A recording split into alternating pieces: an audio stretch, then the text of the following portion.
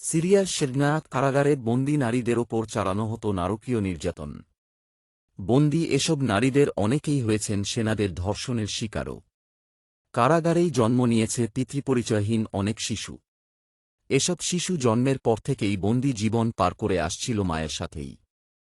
শেরনায়া কারাগারে 10 বছরেরও বেশি সময় ধরে বন্দী থাকা নারীদেরও পাওয়া গেছে। এমনকি কিশোরী অবস্থায় আটকের পর বন্দী করা হয়েছে অনেকেকেই। কারাবন্দী এসব নারীদের ছিল না কোনো নাম, কয়েদি নাম্বার ধরেই ডাকা হতো তাদের। বাশার আল আসাদ দেশ থেকে পালিয়ে যাওয়ার পরপরই কুখ্যাত শেরনায়া কারাগার থেকে মুক্ত হন কয়েক হাজার বন্দী। 5 তলার সমান গভীরে আটকা ছিলেন তারা। কুখ্যাত এই কারাগার মানব কসাইখানা হিসেবে পরিচিত।